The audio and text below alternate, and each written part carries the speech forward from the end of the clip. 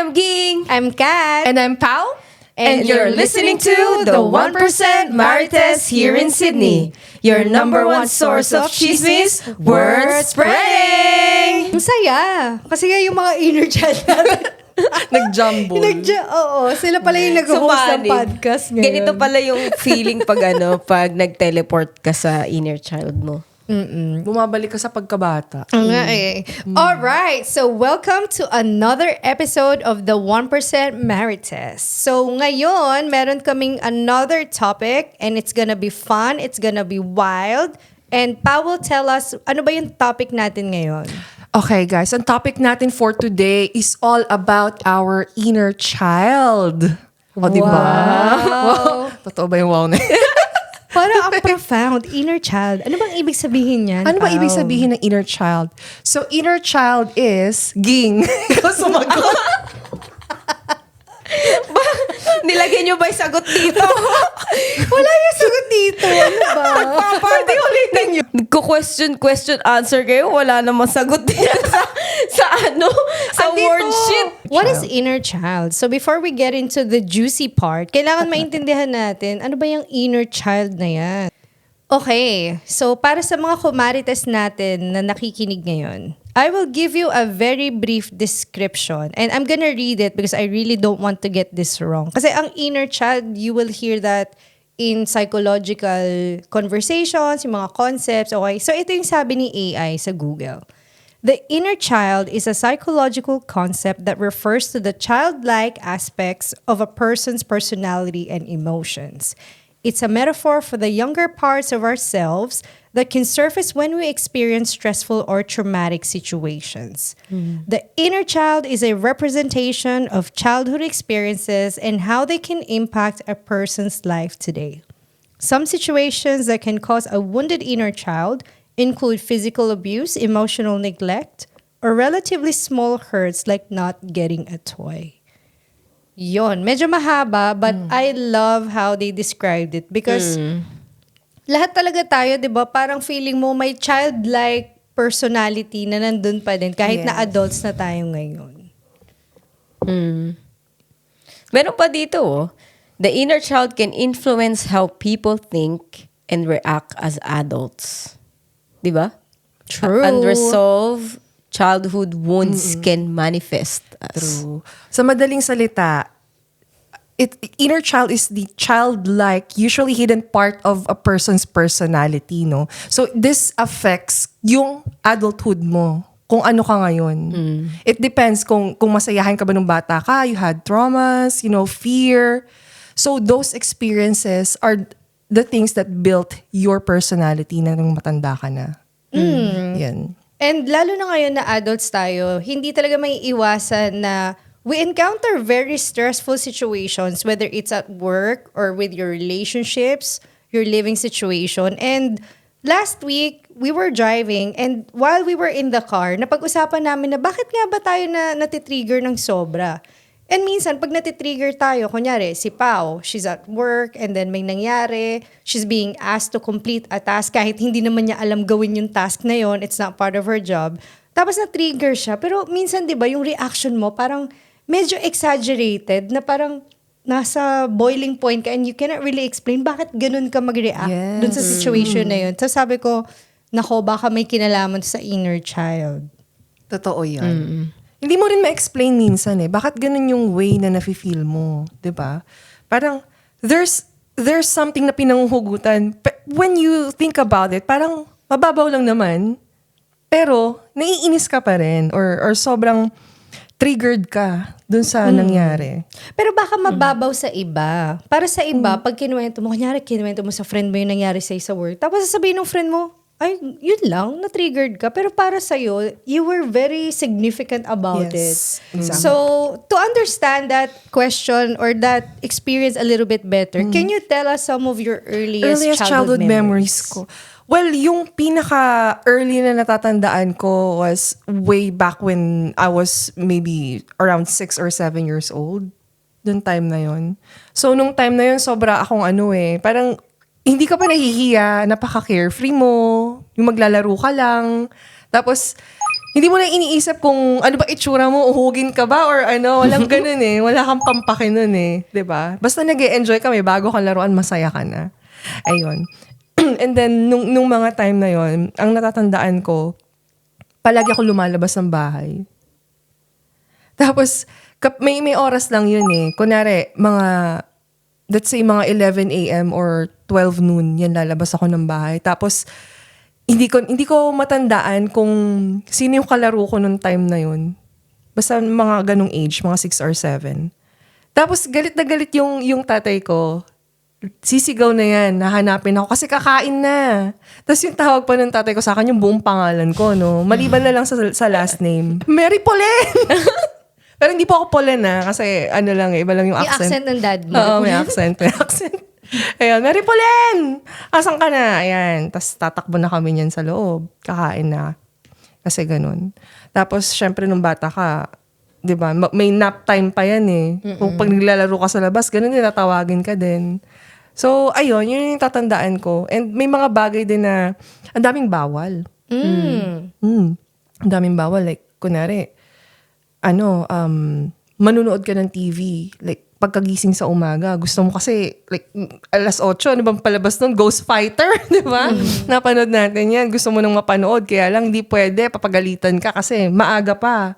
Kailangan kumain ka muna or di ba? Maggatas ka muna before you do anything. Yun ang tatandaan ko, actually. Yun na ba talaga yung earliest memory mo or meron pang mas younger? Yun lang yung sigurong, I don't know, maybe that time mas aware ka. Pero some kids kasi, or some people as early as 3 or 4? Actually, meron eh. Pero ano na lang, parang pag-glimpse-glimpse na lang. Okay. Hindi ko alam kung 2 ako nito or 3 years old ako nito. Parang may time na naglalakad ako sa labas, yung shoes ko maluwag sa akin. Sure ka, hindi sapatos na nanay mo yung suot mo.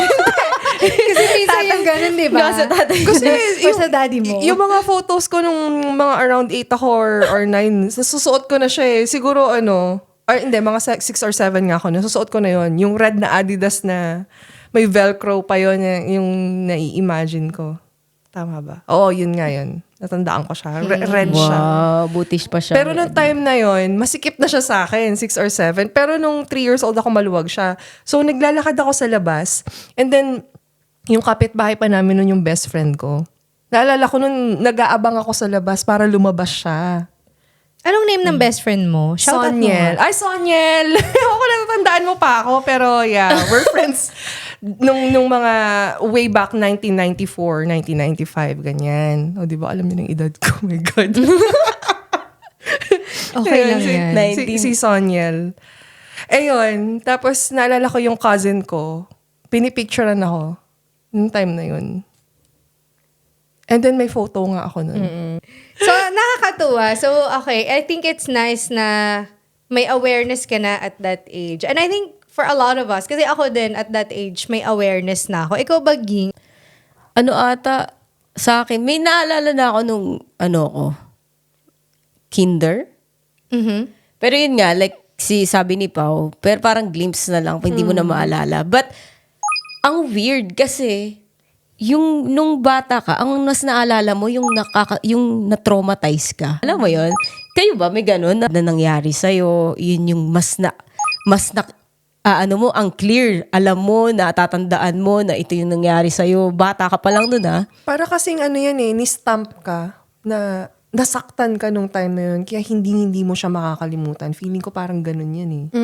I think yung sinasabi ni Ging, siguro may mga memories tayo na it gets stored. Di ba may long-term memory, tas may short-term memory. So, I would say it's a bit of both, pero I want to hear from you first. Ano ba yung sinasabi mo na bad memories? Para may idea kami, what was your life like when you were a child? Yung, bago tayo mag-start, kasi di ba kwento ko lang sa kanila na, we meditate before this recording. So, umupo kami, nag-meditate, tapos, alam mo yun, nag-reflect lang sa mga inner child namin, ganyan. And then, parang, I got so emotional to the point na parang naalala ko na naman yung sarili ko nung bata ako, di ba? Parang ganun. But anyway, kwento ko na kasi, okay na ako, nalabas ko na, na-release ko na. So, I think I'm not gonna cry ngayon sa camera. Yes, So, pwede naman. If you get emotional. Okay, oo. Okay, sige. Iyakin kasi yung bata ka siguro, iyakin ka nun ng bata ka. siguro, I'm very emotional talaga. Anyway, ayun nga. So, ang naaalala ko siguro, I was like, 7 to 8. Or mga ganon, between ganon. Parang, meron akong bad experience talaga with people.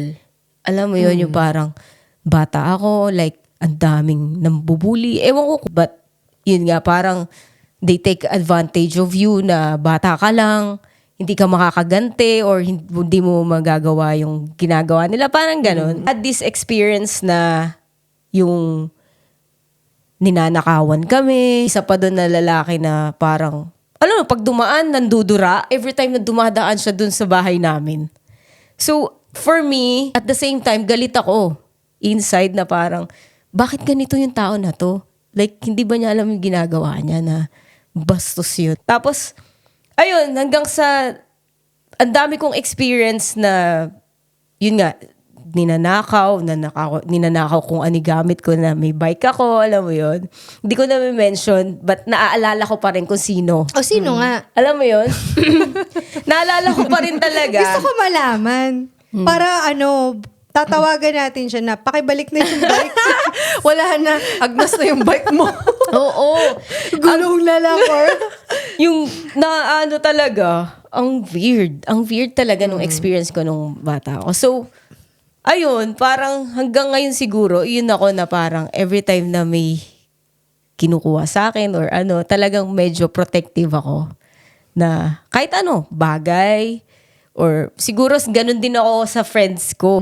So, nadala ko siya hanggang pagtanda ako. So, did you realize that before we did the meditation exercise na kaya ka pala protective sa mga tao is because bata ka pa lang, may mga kinukuha or ninanakawan kayo and there was nothing you could do about it. After meditation siguro. Which is, that's the good thing. You meditate with someone and then, tayong tatlo, nagme-meditate tayo. So, I explain what happened nung childhood ko, di ba? And then kayo, nakikita nyo. And then, baka kaya pala ganito ka. Kaya pala. Di ba? Kanina may mga feedback kayo na parang, nga. makes Kasi sense. kilala nyo yung tao eh. Yeah, pero Di ba?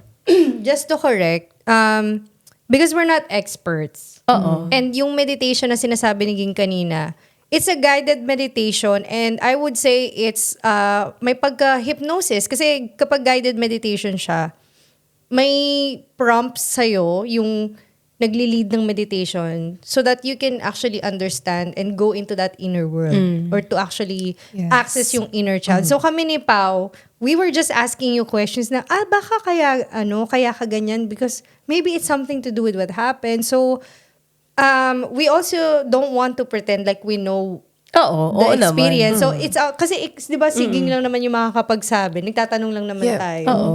But yun nga, which is siguro nga ganun, di ba? Na, Maybe ganun. And ikaw lang din makakapag-confirm na, yun nga yun. Yung reason. Yun nga.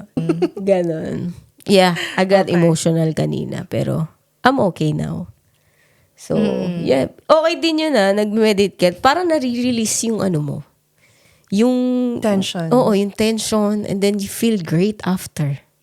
Yeah, kasi ang meditation kasi is it's a way for you to understand what is going on in there. Kasi nga, natitrigger ka. Bakit nga ba? Kasi ang hirap naman na every time na lang may mangyayari sa work, you get triggered by the same thing. Yeah. Pero at the same time, parang, how can I solve it if I don't even understand what's triggering me? Ano ba yung source ng trigger, di ba? Totoo. Ikaw naman. Ako, yung childhood memories ko, sobrang saya ng childhood memory ko. So, shout out to my friends dun sa Paco. So, I used to live in a street called Calixto Daico. So, yung group of friends namin, yung barkadahan namin, they called it Calixtoville. Calixto is the name of our street, tas Ville. So, because we're like a group of friends. So, Calixtoville yung name ng group namin. So, yung mga childhood friends ko, yan, shout out kay Jessa, kay Joanna Gatmitan, Franz Gatmitan. So, Jessa Kilala pa- Kabotahe. Oo. Tapos, yan, si Ate Nikki Gatmitan. So, sila magkakapatid sila Like, sisters. And then, yung brother ko, since we also live and have friends in the same neighborhood. Marami din sila. JJ, yung mamo, yung mortal enemy niya. Pero friends sila. Sila Rowell, sila JR. Ang dami kong names na naaalala. Kasi ganun pala yun na kapag may mga happy memories ka, you will remember it and you will treasure it. 'Di ba? So, Pero mga anong edad ka niya? Kasi just ko yung mga kalaro ko, hindi ko na matandaan yung Ako pangalan din eh. ng iba. talaga, ako nasa siguro 5 or 6. Or unless, matagal kayong nagkakalaro, like years. We lived in that siguro. street. Oo. We lived in that street for a few years. Siguro until, mga 9 or something like that. So, yung kasi namin, yung neighborhood kasi namin, halos lahat ng kids dun sa street na yun, magkakakilala. Whether frenemies kayo or talagang besties, lahat naman ng kids dun, kasi pag hapon, di ba, parang yung sinasabi mo kanina. Ay, oo. When it's time to play, talaga naglalabasan yung mga kids. Tapos kanya-kanya na kayo ng click. Tapos may mga kanya-kanya na kayo ng laro. So kami, yan, patintero, luksong baka, yung Chinese garter. Tagu-taguan. Bahay lupa. Bahay lupa. Langit lupa. Ay, bahay Nag-agree lupa. naman siya. Bahay lupa. Ano daw? Ako naman si Bao, bahay lupa. Bahay lupa. Ayun. Yan, langit lupa, agawan base, di ba? Tapos Patintero. yung Jolens. Natatawa ko sa bahay lupa. Parang tayo nagbebenta. Oh, agent Bahay at mode. lupa. Jolens. Anyway. Alam mo mga laro Ang saya. noon? Saya nga. Text, di ba? Yung ano? Yung ginaganon, yung Ano text. Ano yun? Yung may chinelas. Tumbang preso. Tumbang preso. Meron kaming ginagawa Trompo. dati, yung may pares kayong base, tapos mag-touch base ba yung Agawang base. Agawang base. Ay, sinabi ko na yun, hindi nakikinig. Sorry, ayun. Agawang base. Oo. Tapos agawan Joe. Ay, May agawang jowa din. Agawang jowa. Oh my God. hindi, agawan crush. Bawal kami That early. Bawal kami ganun. Mga crush lang Bawal pwede. ka mag-jowa. Yari ka sa daddy mo. Bawal. Nako. Agawan crush, yung parang feeling mo may karapatan ka dun sa crush mo. Crush lang naman. Naalala Tapos ko yun. nagagawa kayo. Oh May my crush ko God. yan bawal ka na dyan. Para yung ate ko dati sorry, share ko lang. Naalala ko. Kasi nanonood kami Flame of Recca. Bago lang labas lang si Flame of Recca. Kasi ano pa nun Ghost Fighter, tapos Fushigi-Yugi. Bagong labas lang si Flame of Recca nung time na yon. Tapos sabi ko, parang interesado ako. Pinapanood ko yung commercial. Sabi ni ate, wag mo ika-crush yan Crush ko na yan. Possessive, ate. Ako naalala mo yon pero yon. Baka yung inner child niya, ganun, possessive. Anime lang naman yun. Ay, may ganun talaga. May ganun character talaga. Oo. Sa, in real. Ganyan nga, pag bata ka, parang everything is Ayaw. just play. So, kunyari kami, meron kaming part dun sa street na, tambayan namin yan wag kayo dyan. Yung parang bang nagiging territorial. Territorial? Oo, ba't yung titulo ba nasa inyo? Wala naman. Wala naman. Ganyan ang sagutan? Hindi, joke lang. Pero ibig sabihin, everything is all about play, di ba? Naglalaro ka, may mga games kayo. Parang you're just creating your own rules. Like kami ng best friends ko, like ako with Jessa, si Francis, at si Joanna. Naglalaro kami dun sa garage ng bahay namin. Nagtatayo kami ng mga bahay gamit yung mga plywood. Kasi may real estate business yung mom and dad ko noon. Tapos may mga yung mga signage na gawa sa mga plywoods. Namin yun, pinagdudugtong-dugtong namin, tapos nagbabahay-bahayan kami. Oh my God. Sino ka bahay-bahayan Sino ka mo? bahay-bahayan mo? Ayun na Sino yung nga. nanay tsaka yung tatay dyan? Sino ka bahay-bahayan mo? Si Jessa yung nanay, tapos ako siguro yung baby. Ikaw yung baby? May Uy! mother, father, baby. Yung mga ganun. Naglaro ka din ba Anong nun? nangyayari sa loob ng bahay ni Kat? Nag-aagawan lang ng mga dahon-dahon. Yun yung diba? Yung may luto-lutuan kami, knife Kunyari. pa. Tapos kukuha ka, pipitas ka ng dahon. Dahon. Dude, nakalbo yung tanim ng nanay ko nun sa terrace namin one time. Nagalit na galit sa akin. Kasi pinaghihiwa ko yung dahon. Kunwari, nagluluto kami ng best friend ko, Sonia. Hello, Sonia ulit. So, naalala ko lang na, sorry, nagluluto kami, tapos napapanot yung yung tanim. Ito ata yun ni fortune plant. Yan, Parang ganyan. ganito. Oo, ganyan. Tapos nagulat yung nanay ko one time, parang skeleton na lang Nandun. Ayun, pinagalitan ako. Oo. Hindi na kami pinaglaro ulit. Grabe. Kasi naman, pag bata ka, basta masaya ka, parang hindi mo masyadong iniisip na, ay, mamaya papagalitan ako, pero enjoying ko muna. Parang your mind is in a different world. Kasi kapag nagbabahay-bahayan kayo or nag-create kayo ng sarili nyong games, may sarili kayong rules, it feels as if that world you created is real for you at that time. So, then hindi mo alam, either may gawin ka na, ay, hindi pala dapat, tas hanggang sa pinagalitan ka, then dun mo lang marirealize na, ay, wag na natin ulit gawin or wag na natin ulit-ulitin. Pero kasi, kung mamimitas ka ng plant, like, dapat yung ginawa namin sa kapitbahay. Oh! Oo, dun pa kami. Makikipag-away pa yung nanay mo niyan. Pag sasabihin, nasa na yung halaman ko! Siyempre gagawin mo pag walang nakatingin, di ba? Alam mo, wala kulang kayo sa discount. Walang bakod yung kapitbahay niyo? Bakit yung... Wala. Eh kasi ano lang naman yung mga plants doon, pakalat-kalat lang. Tapos merong spot doon sa street namin. We call it yung bakanting lote. Yun yung tawag. So doon sa bakanting lote, may mga bubunga lang naman kung ano-ano doon. Pitasin mo. Na-imagine ko si Cathy, may daladalang plastic. Pag uwi sa bahay, punong-puno ng dahon. Ay, Harvest. Hindi lang naman ginagamit yun sa pang yung cooking, Di ba ginagamit din natin yun parang pera? Nung bata Parang play money. Oo, play money. Ay, Yung ang dahon. ano naman. Wala Hindi ko ba kayong matandaan. Monopoly? Yung may real play May money monopoly na ba nun? Meron. Millionaire's Game tsaka Monopoly. Meron kami Pang mayaman lang ata. Hindi tayo makarelate. Mayaman, rich kid do ata eh. Rich kid. Alam mo yung mom ko, sobrang sobrang ingat na ingat siya dun sa mga play money. Pinalaminate. Isa-isa na Baka naman project mo sa math yan.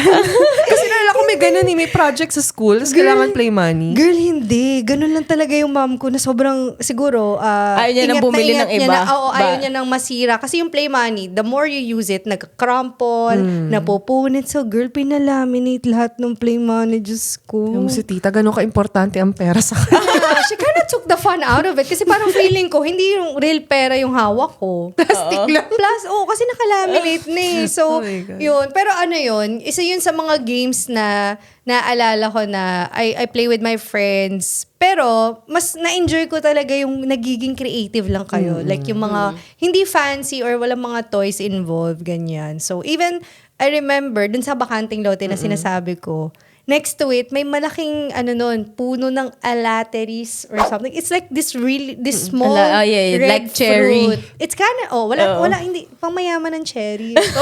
Mayaman ka, di ba? Cherry sa Pinas, meron ba? Rich kid. Sa Baguio lang. lang. Alateris. Alateris yun. Hindi yun parang cherry. Yun ba yung pag Parang pinisat cherry. Cause, Pag pinisat mo, may mga buto-buto Yes. na white. pero pag tinanggal mo siya with the, yung, Mukhang cherry. Di ba? Mukhang Pero cherry. dark eh. Tas Maroon red. ata kulay ng Mm-mm. It's really tiny. And then, kami ng friends ko, isa sa mga hobbies namin yan. Nagka-climb up kami, pumipitas kami ng alateris. Tapos, minsan may yung nasa taas kasi ng Alateris. puno, kailangan, pagka-pick niya ng fruit, i-itcha niya, then may sasalo. So kami yung damit namin, nakaganon, nakabalon. Anong ginagawa niyo sa alateris? Ay, malamang kakainin, lulutuin. Hindi naman niluluto yun eh.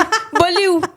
Joke lang. Laro-laro nga. Kasi dati, naalala ko si kuya tsaka si ate, gumagawa sila nung ano ba yung Gigisa mo, kahoy. Tapos merong rubber band. Yung ginagawa nilang bala yung alateris. Ang sakit kaya nun. Parang tirador. Oo, ganun. Sinayang nyo naman. Masarap Sila. kaya yun. Masarap matamis. yung alateris. Oo, Malamis-lamis. Malamis-lamis siya. Tapos kapag wala na kaming makain, ang pinagtitripan naman namin yung gumamela. Kasi kapag pinul mo yung yung parang... Nectar. Oo, may nectar yun. Siya, ginagano namin. Oh my kinakain God. namin. Uy, hindi Ganun, gumamela masarap. yun. Hindi. Santan yun. Santan yun. Santan. Hindi pala gumamela. Ano yung gumamela? Malaki yung gumamela eh. Hindi, may ganun Santan, din. yung maliliit. Santan. Santan yung Gagawin mo maliliit. pang necklace. Yung gumamela, yun yung ginagawang bubbles ba? Ba? I think, oo. Ginagawang gaganin mo, tapos gagawin mong bubbles. Oh, 'di ba? So ang creative, 'di ba? So okay, obviously, hindi naman lahat siguro ng bata ginagawa 'yan. But I think that's nakakamiss eh, yung inner child mo, before we go into the inner child, but just like thinking about yung childhood days mo na ang saya-saya. But why you guys talking about happy, sa akin, sad moments? iba-iba kasi tayo ng experience. So ako, before ako I'm not saying wala akong bad memories when I was a child. Pero yung isa sa mga earliest memories ko, masaya. Kasi nga siguro, pag bata ka, di ba, carefree. Yeah. Tapos, hindi ka pa mapili sa mga tao. It's like everyone's your friend. And then, yun, nag-ano kami, nagsiswimming kami every weekend. Lahat ng kids sa street namin invited. Then, yung parents ko yung magbabayad ng swimming class. Kasi, nagsiswimming class kami ng brother ko every weekend. Yung trainer pa namin nun si Mang Kanebo.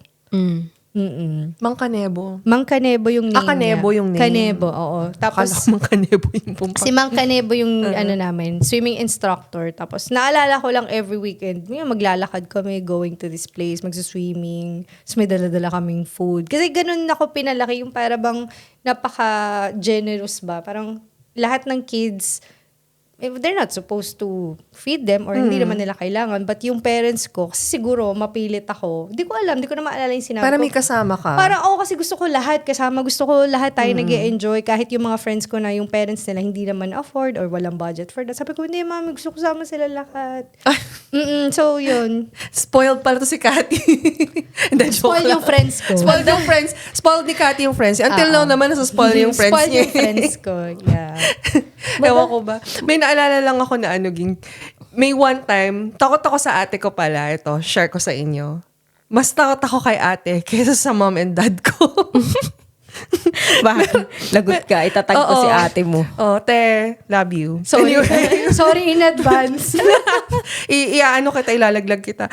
Kasi nung bata kayo na-experience yun na ba na kotse-kotsehan sa bed? Yung mga unan yung gagawin yung sandalan, tas kunwari yung headband, yung wheels. Na-try nyo na ba yung ganun? Kinda. Oo. Ayun. May ganung laro kasi kami ni ate dati na parang gumawa siya ng kotse, tas brum brum, gano'n, tas kunwari may papara. May one time, ewan ko ba anong problema nito, nung kapatid ko, kumakanta siya ng All By Myself sa taas ng kama. Doon sa, kunwari daw, nandun siya sa taas ng car. Parang kunwari car yung ginawa namin car doon sa kotse. Ay, sa bed. Nung mataas na yung All By Myself, nag-step back siya, nalaglag siya dun sa bed, tapos nauntog yung ulo niya. Tawa ako ng tawa, nakakatawa kasi talaga. Tapos nagulit sa akin. Hinirap-hirap, just di na niya ako pinansin. After na parang di na yata kami naglaro. Dami No. Tapos, ayun, may ganun si ate. Tapos may one time pa na nanakawan siya ng necklace sa going to Santolan. I don't know if you know Ay, where alam ko yun. MRT? Papunta MRT. LRT pala. LRT. Kasi may parang parotonda anyway. Yung necklace na yun, necklace ko yun. Bigay sa akin ng mom ko. Pero ginamit niya. Kasi parang trip lang niya ako naman kasi nung bata ako, hindi ako makasay no Go lang. Parang ganun. Kasi takot nga ako. Tapos nanakaw. So may sugat yung ganto niya. Tapos parang takot ako sa kanya kasi instead na parang itatanong mo lang naman na, uy, okay ka lang kasi may sugat ka sa leeg. Nagalit sa akin, minura ako. Na-trigger. Kasi alam mo niya, siya. pagagalitan siya ng parents ko. So, ayaw niyang pag-usapan yung ganun. Kaya, oh my God.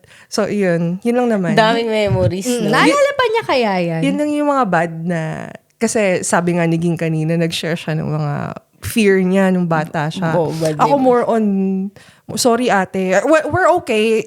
Ikiklaro ko lang sa inyo guys. Okay na okay kami ni ate and our relationship is really good.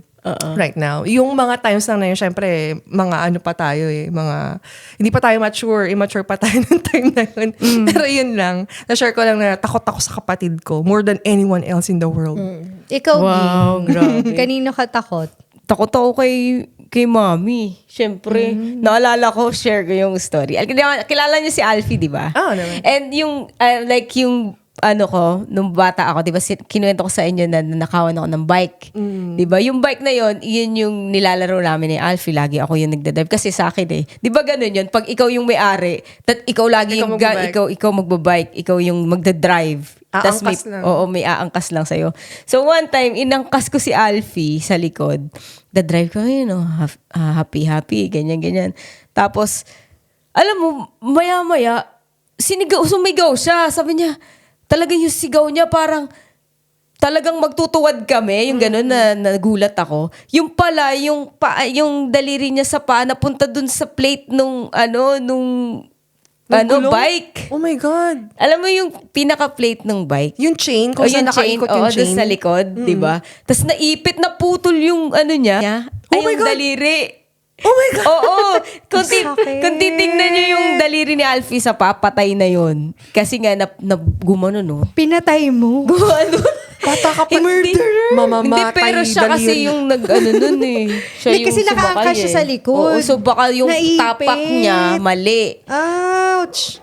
Ano, yung- pinky? Yung pinakamalaki. Oh my The God. toe. The toe is dead. Ito.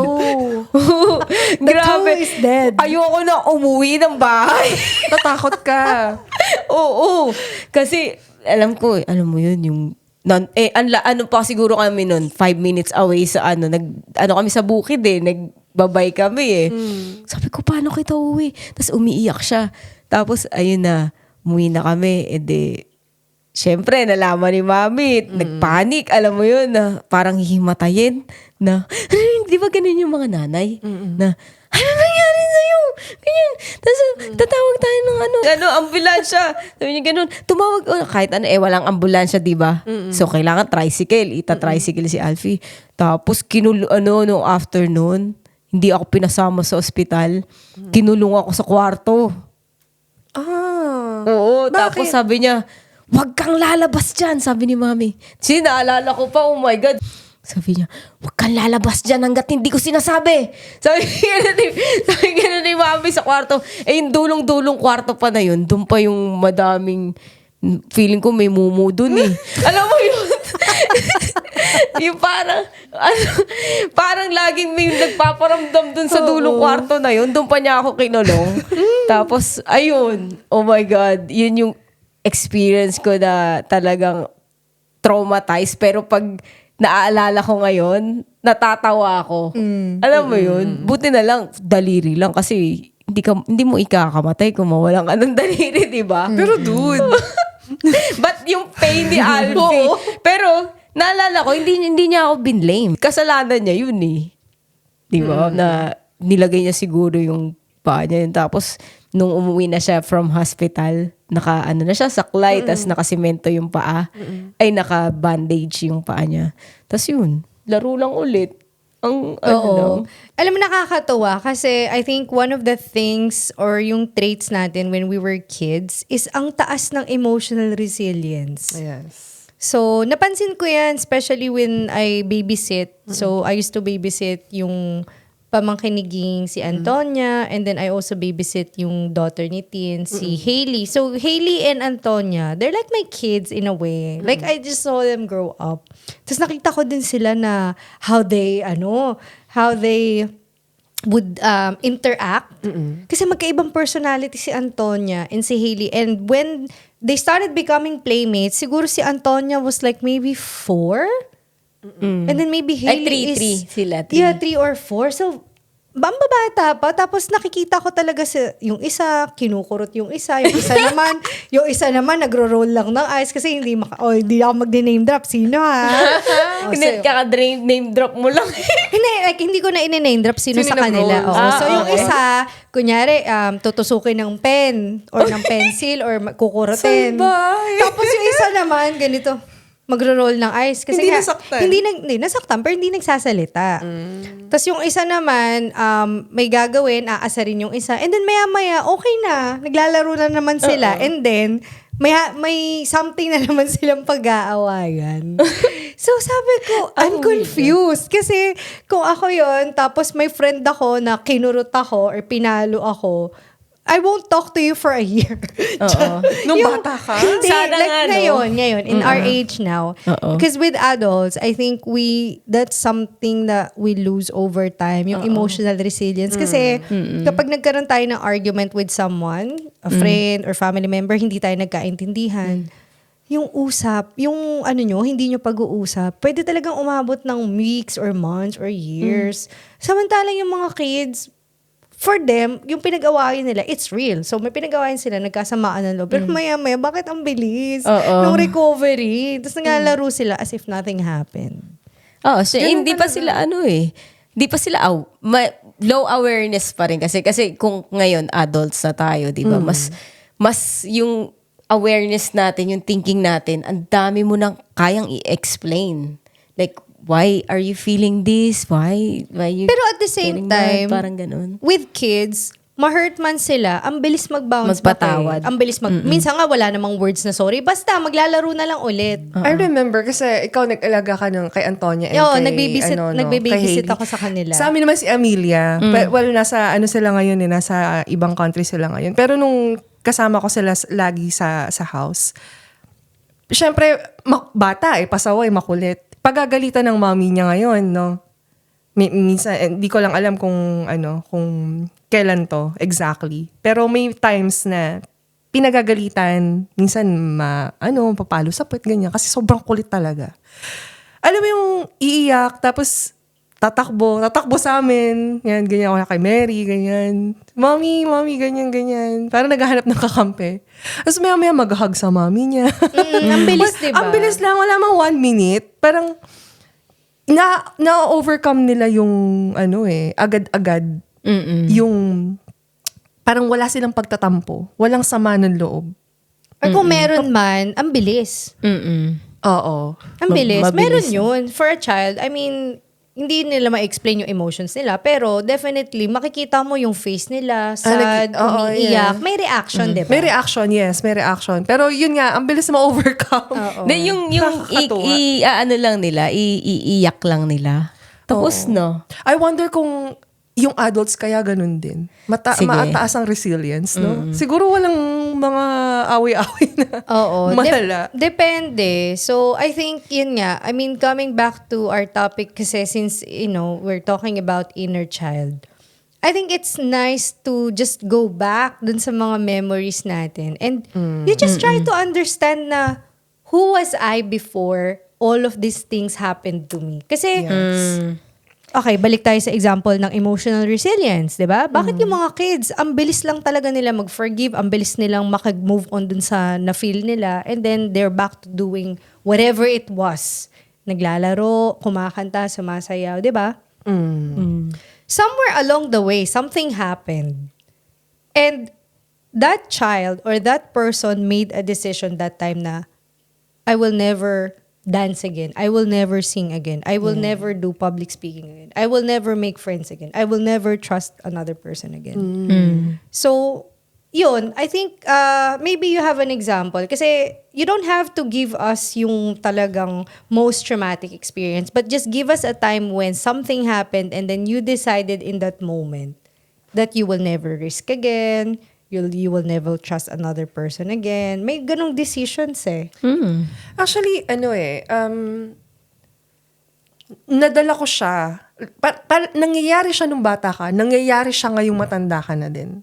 And then parang mas nagiging strong katuloy. Pero I don't know if this is a good or a bad thing. Kasi nung bata ako, like nung high school, parang sobrang petty lang. Kasi may grupo-grupo yan di ba? May makeup girls, may mga nerdy, or, merong mga wala lang, normal lang na students. So, napabilang ako dati hindi ako ma-makeup pero napabilang ako sa makeup girls. I don't know why. Pero hindi ako ma-makeup. Parang naging ka-close ko lang sila. Pero I was close ako before dun sa mga medyo emo. Yung mga emo, may group na mga emo Mga, alam mo yung mga music na... So, high emo school music. na to? High school to. Bigla akong napabilang doon sa makeup girls. I don't know. Siguro kasi sobra akong mabilis mahatak. Ganun. And then, maybe nagustuhan nila ako maging kaibigan, ganyan. Lagi nila ako sinasama. So, naiwan ko tuloy yung mga tropa kong emo. Ayun. Yung mga gothic, ganyan. So, ayun. Tapos, anong nangyari nun? Parang may pinagchichismisan sila na isang friend namin na within that circle And then, nakikinig lang ako. Hindi ako yung sulsol. Kasi may Hindi ka ganun marites nun. Hindi. Parang ako nakikinig lang ako sa kanila. Kasi wala man akong pake. Anong gagawin ko dyan? Parang ganun ako nun. Tapos parang kinakabahan ako na hindi ko ma-explain kung bakit. Yun pala, kinikwentuhan niya ako ng kasiraan about dun sa isa.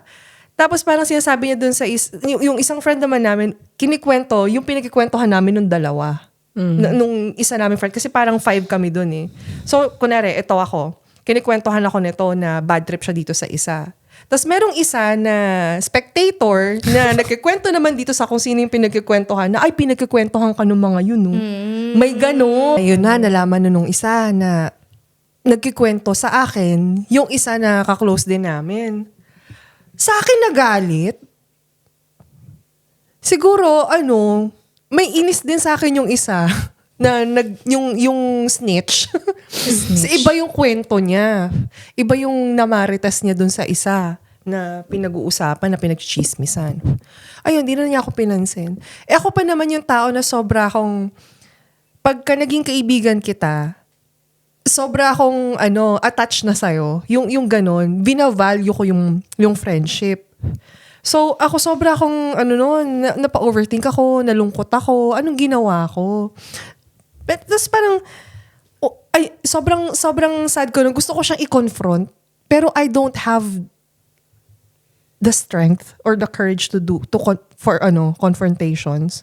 Kasi, ewan ko, siguro kasi bata pa ako, parang natatakot ako na baka pag kinonfront ko to, may sabihing masama sa akin, masasaktan na naman ako. Kasi ganun ako nun eh. Parang ang sensitive ko pagdating ko sa friends or sa family na ayokong may kaaway. Okay, so in that moment, what was the decision you made or what was that thing you told yourself in that moment na hindi ka makapagsalita or you chose not to confront? I told myself na dapat parang kailangan makausap ko siya, 'di ba? Kaya lang dahil hindi ko kaya, ginawa ko kung ano yung alam kong gagawin ng nanay ko. Nag-pray ako. Nag-pray na lang ako. Parang, Lord, bahala ka na. Yung ganun. Alam mo yung ambabaw lang naman. Pero, Pinaubaya mo na kay Lord. totoo, may ganun. Kasi hindi ka makapag-speak up eh. Hindi na rin naman ako nakakapagkwento sa parents ko kasi nga yun nangyari before na I've told them something and then medyo na brush off ka. Pero totoo yan. Na parang kung pag wala kang magawa sa isang bayo or hindi mo masabi kung ano yung gusto mo sabihin, parang oh my God, ako din na naaalala ko to na yung nangyari sa family namin na ang daming experiences na sa mga ibang tao. Parang wala kaming ginawa. Hindi namin kinonfront or hindi kami nagdemanda or walang action. But ang laging sinasabi yun nga, parang hayaan mo yung karma. So ikaw, anong ginawa mo? Pinagpasa Diyos mo na nga lang talaga. Nag-pray ako. Nag-pray ka. Tapos, parang nung pag-graduate na kami, kasi natatandaan ko 3rd year ata to. High school ako, nangyari yung something na yun. Tapos ang tagal namin hindi nagpansinan. Tapos hanggang sa hindi na kami naging friends, bumalik ako doon sa mga emo friends ko na, kaya naghiwa-hiwalay kami ng section eh. So, may bagong set of friends na naman ako. Kaya napaka-versatile kong tao eh. Hanggang ngayon. Nadadala ko siya hanggang ngayon. Ito naman, almost same experience, no? Sa work naman. May grupo-grupo din kasi dyan sa trabaho, di ba? Tapos may Adult ka na nito. Oo, yung ganon. Adult na ako nito. Siguro nangyari to a few years ago. Na may pinagchichismisan si ganto, ganyan yan eh. Ang tamad-tamad. Napiting ka ng chismosa, no? Tapos, oo, mati. Ako ba tawag dito, nakaka-attract ako ng mga chismosa. Mga 99% marites. 99% before. That was before. Anyway, ayun, parang nagkakwentuhan na ganto, ganyan. Tapos, parang ikaw, nahahawa ka sa same energy. Parang may nasasabi ka na rin tuloy. Pero hindi mo naman talaga gusto na may masabi ka. Kasi, hindi ako ganun tao. Ayoko nang may away. Totoo lang. Parang pagod na ako sa drama. Ang dami ng drama sa buhay ko. Dagdag pa tong drama sa work. Hindi mo naman storya yun. Alam mo yung ganun. So, parang, di ganun. May ganun na naman. May hindi na naman pansinan. May alam mo yun. Tapos parang, yung tao na nag-feed, nag-i-end up parang siya yung nonchalant. Siya yung ganun. Or, alam mo yung parang, wala akong kasalanan dyan kayo ang nag-ano yan yung mga ganun ba? So parang ikaw, parang na-confuse ka tuloy, sino ba talagang mali? Kaya you end up, alone. Kasi ayaw mo ayoko na, tama na. Pero hindi mo pa rin kinonfront, di ba? Wala ka pa rin sinabi. Yun, exactly. Parang, kaya same nung nangyari before. Na yun, nangyayari pa rin siya sa adulthood. Kasi nadadala mo. Kasi Nadadala mo siya. nung bata ka, yung nagalit sa yung ate mo, kasi kasalanan niya, nalaglag siya, and then may sinabi siya sa'yo, offensive, but may sinabi ka ba sa kanya that time? Wala. Wala. Okay. Wala kang sinabi. Iyak So, okay, iyak ka. So, hindi ka expressive eh. Hindi. Hanggang Sabi ko sa high school, ganun din. Hanggang Diba? ngayon. Oo. Adulthood, ganun din. At this moment, Oo. hindi na. Expressive na ako. Siyempre, I've learned a lot. Kasi na-overcome mo na. na-overcome ko na siya. Yeah. But would you say na for the major part or the majority of your life, hindi ka expressive? Recently lang, di ba? Na nagiging ka, mas better ka na sa communication. Nagsispeak up ka, yung ganun. Kasi dati tinatago mo. Kasi iniisip mo, ayaw mong makasakit ng tao and at the same time, ayaw mong masaktan ka kasi baka may masabi silang or mag-react sila negatively dun sa pangko-confront mo. It doesn't mean na i-confront mo sila ng, yung bastusan na confrontation. It's just that you don't know how the person will react eh. Kaya parang hindi na lang. Okay na yun. Pero what did you think was going to happen if you told that person, kahit na hindi confronting, parang shinare mo lang, hey, by the way, can we just have a conversation? Yung sinabi mo kasi ito yung na-feel ko. What were you thinking that time? What did you anticipate will happen if you just spoke or shared? Siguro kung kinonfront ko siya, sinabi ko na hindi ko gusto yung ginawa niya or nakaka-offend ka.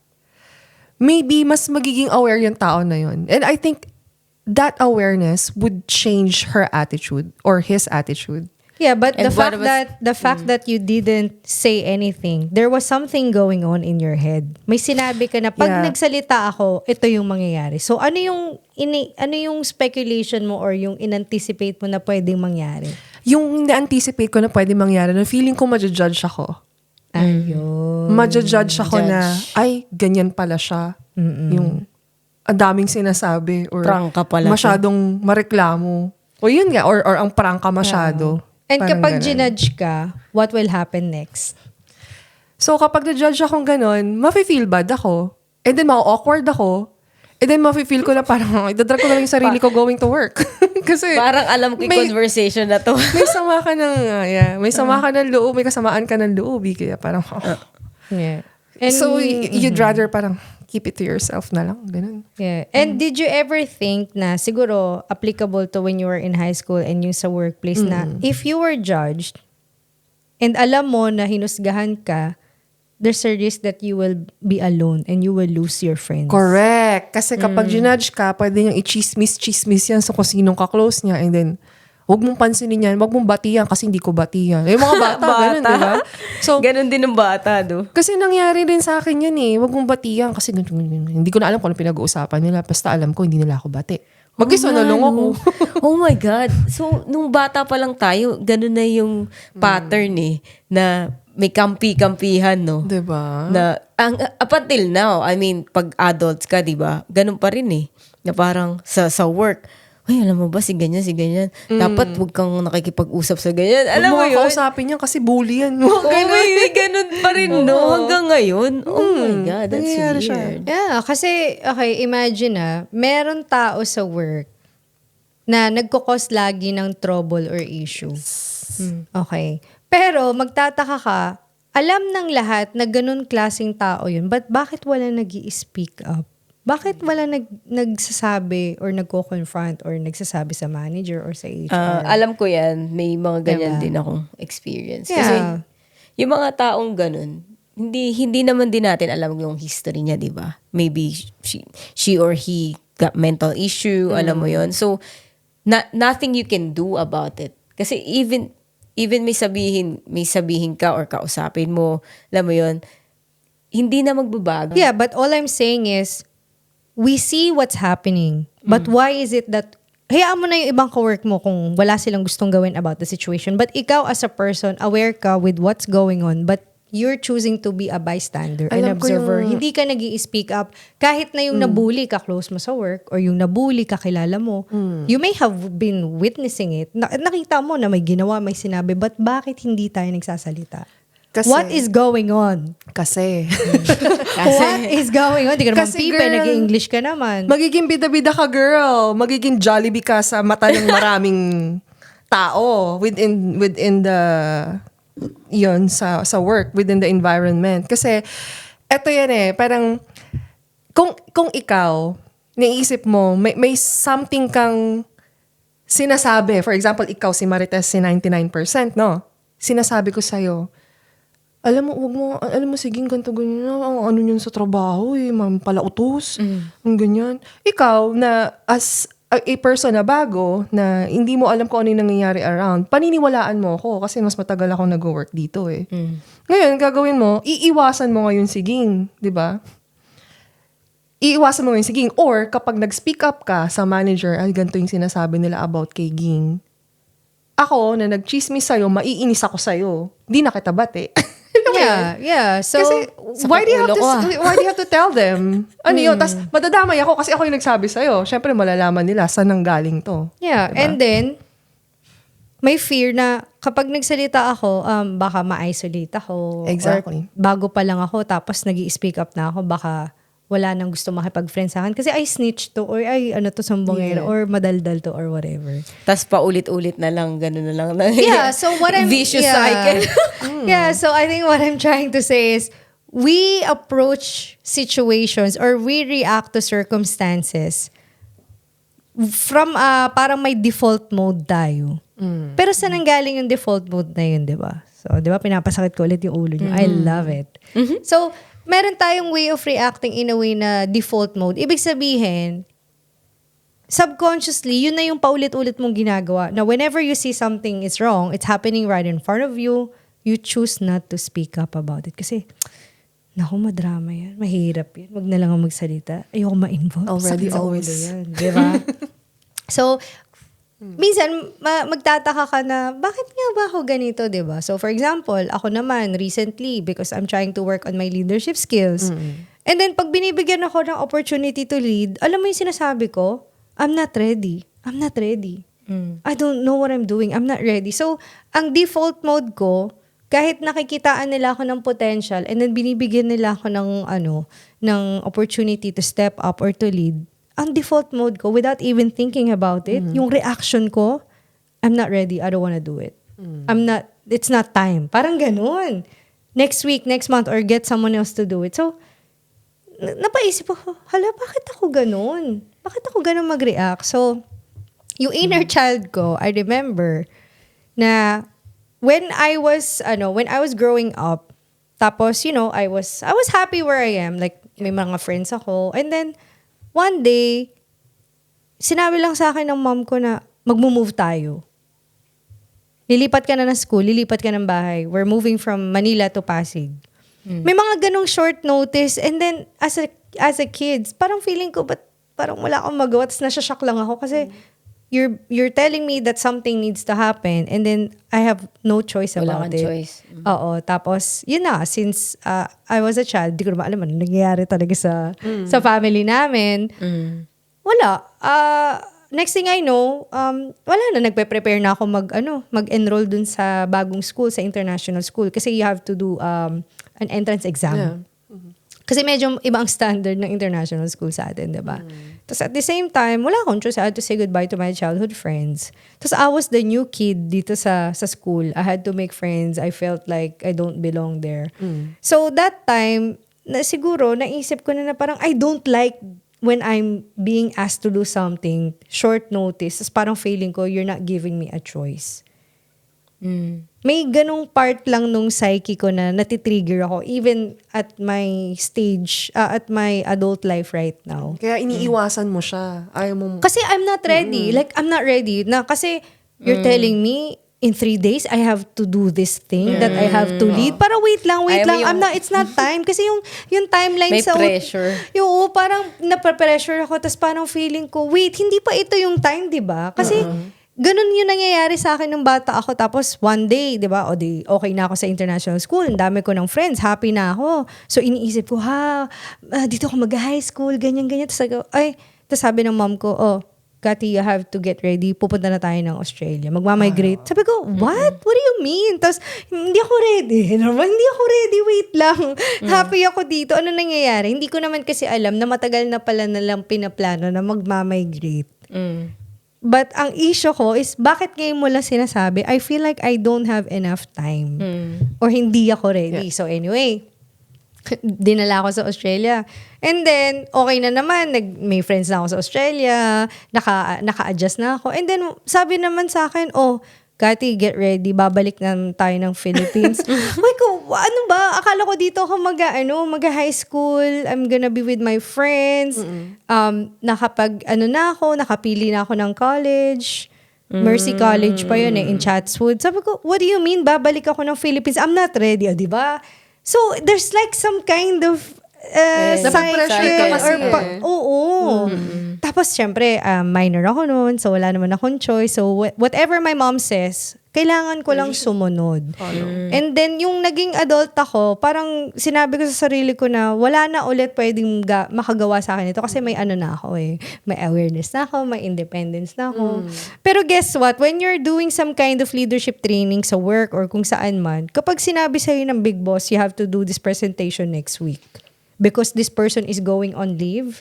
Or, kahit hindi galing sa boss, yung colleague mo, hey Kat, there's this amazing opportunity for you. I'm going on leave and I'm leaving tomorrow. Would you mind if we catch up this afternoon? Sabi ko, ay, wait. I'm not ready. Sabi ko, what do you mean? Bakit aalis ka na kagad bukas? This is for a presentation? Oo, girl, last week. So sabi ko, ala, si ate.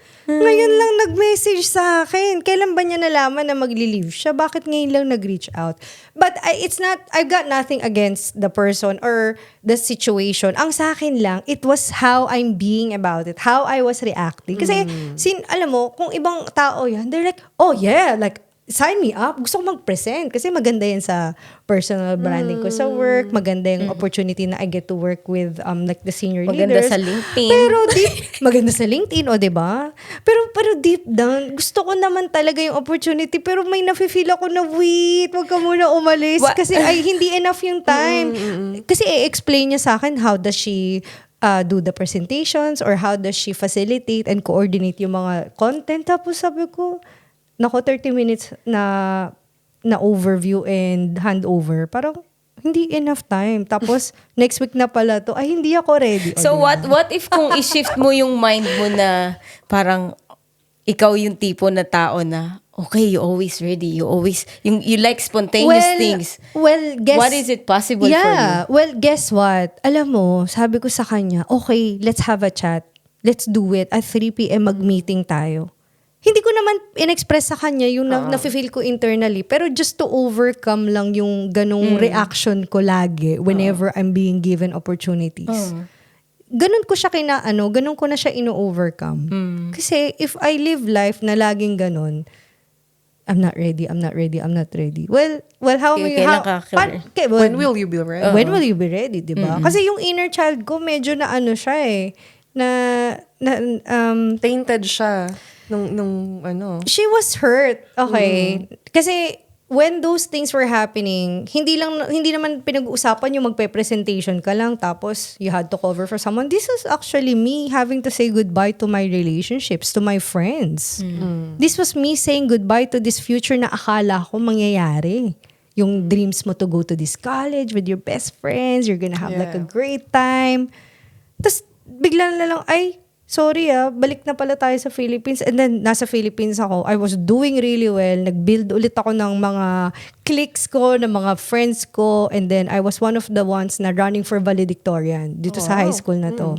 It was a small school, but it was a big deal. Lalo na academic yung family ko. And then, I think there's like 3 of us or down to 2 people. And I was one of them. And I don't care about being valedictorian. Gusto ko lang yung college life sa Philippines.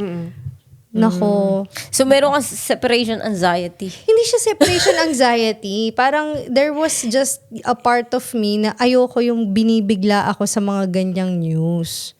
Tapos short notice, tapos Well, biglang... some part. Ha? Some part. Kasi yung friends mo, di ba? Na, ayaw mo iwan yung friends mo, ganyan. Tapos, magbabago ka. Well, ng if I had, friends. maybe if I had more time, it would have been different. Kasi I just, parang there has to be some kind of just emotional preparation to say farewell. I have to just do a couple of things before I fly. Pero parang, So, oy, next week or next So, aalis na. Yun yung trigger niya. Yung trigger Yung ko. napipressure siya to do something right away. Kasi, totoo naman kahit naman tayo eh. Hindi ka ready, We need diba? emotional, ang tawag mo dito, like what you've mentioned earlier, emotionally prepared ka dapat. If you need like a week or a month to prepare, yung ganon. Kasi lalo na kung huge thing yan, like ikaw, lilipat ka bigla ng country, malaking bagay yan kasi nag-build ka na ng relationship within your current location eh. Di Tsaka ba? may binuo akong plans with my friends that we were going to this college together. Tapos nag-prepare na rin ako for entrance exam. And then I think at that time, naiisip ko, I'm either going to LaSalle or UP.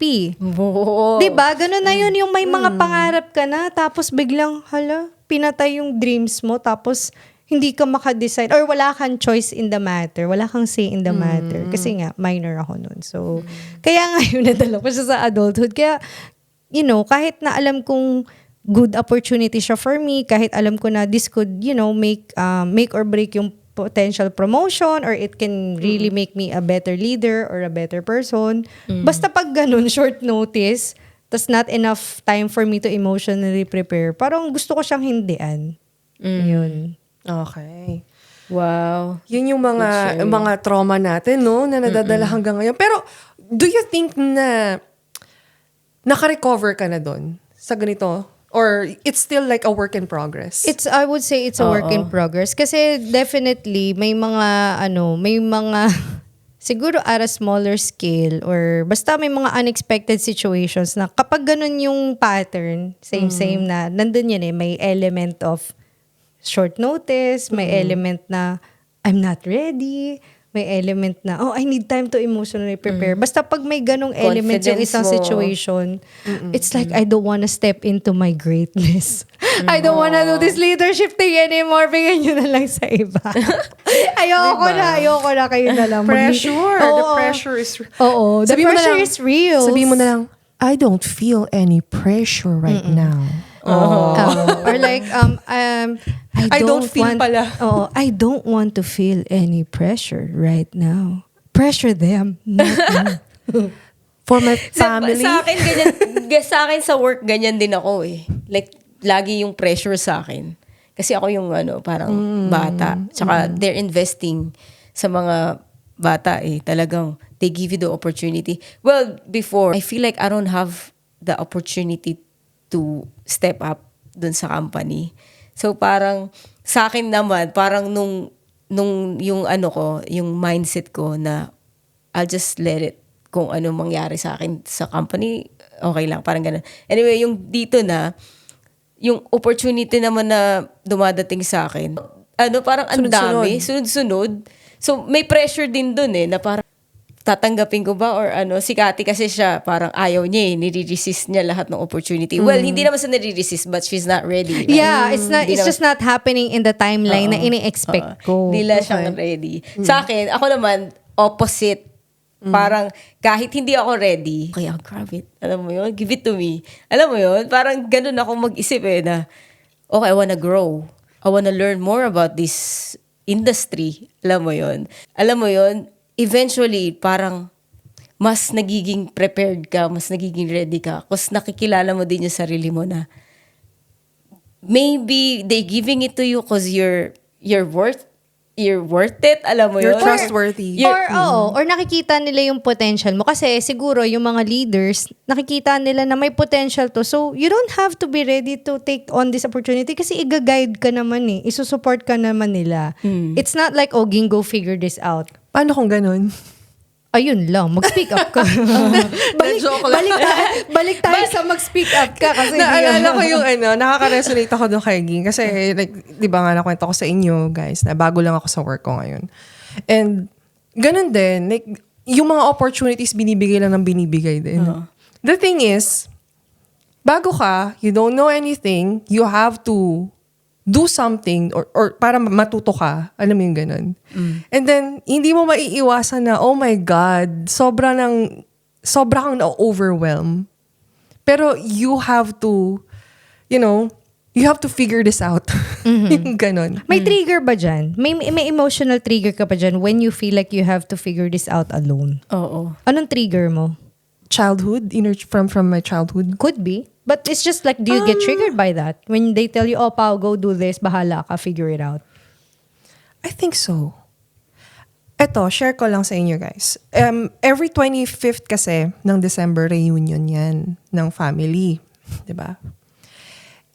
Yung family ko, yung tatay ko, kuya ko, even mom and ate knows how to play an instrument. No. The thing is, ang nakakatakot kapag kayong parents mo, nakita ka, and then may mga kumakanta dyan, karaoke or what, bigla kang tatawagin, i-represent ka ng pamilya. It's a Filipino You have to thing. do It's a it. Pinoy thing. Parang, gawin mo yan. Kasi kung di mo gagawin yan, magagalit yung nanay, baka di ka pabigyan ng allowance. Alam mo yung ganun? Oo. So, lalo na yung tatay ko. May kasi, threat nakasama. Yung tatay ko kasi during those days is medyo, syempre, inuman, may hilig pa uminom, ganyan. Mayabang, no? Ang problema, papa, niyayabang mo, hindi yung sarili mo. Yung anak mo. So you have to represent the Perform. family. You have to perform. Kahit pagka hindi na reunion kunwari may pupunta lang na, kunwari pinsan from the province or yung galing na ibang bansa, bibisita sa bahay. Kasi usually yung bahay namin, nagiging parang, nagsistay dyan yung mga umuwi namin na cousin for like, let's say, a day, mag-antay ng flight nila going back to the province, ganyan. Alam mo yung, sila yung nagkakatuwaan, then bigla kang tatawagin. Ano yun? Yung busy-busy ka sa taas, nanonood ka ng anime mo or nagbabasa ka ng book. Bigla kang tatawagin. Tugtugin mo nga yung ganyan. Parang ikaw, oh my God. Tapos, Natutulog ka na? pwede. Gisingin ka? May ganon. Alam mo, nandun ka sa taas, sa nagkakantaan sa baba. So, bigla, tugtugin mo nga yung tugtog ka. Wala kang choice. Alam niyo na guys kung paano ako na-train. Ayun. So, ganon. Pero, nafi-figure out mo naman, tsaka magaling ka naman mag-gitara eh. Oo. Diba? Wala akong choice kasi. So, I have to do it. Magkamali ka or hindi. You have to. So, yun yung na-carry mo na pag may sinabi sa'yo or inuto sa'yo na someone na authoritative figure. Kasi pag bata ka, ang authority is yung parents, Yes, diba? oo. Like yung boss mo. O kung sino man yun. O, Pao, gawin mo to ngayon na. Ikaw na bahala dyan. Ano mo yan? I-calculate, i-balance mo yan. You fix this. Parang sinabi mo na, ay, wala pong kasi as per process, hindi siya ma-approve. I'll find a way. So, ikaw naman. I'll find a gun. Oo nga. Pardon. Ay, saya. Nakakatawa. I mean, hindi nakakatawa na natitrigger ka. Pero yung, it's just that, yun nga bumabalik nga tayo na may mga things or trauma or just things na were, you got from when you were a child or at a younger age. Dadala mo sa adulthood. Totoo. Sabi naman lang, bulong mo lang sa sarili mo, okay lang yan. Everything is figure-outable na. This fear is just a figure of your imagination. Sabi mo, it's just an illusion. Illusion. Your fear is an illusion. You're not scared.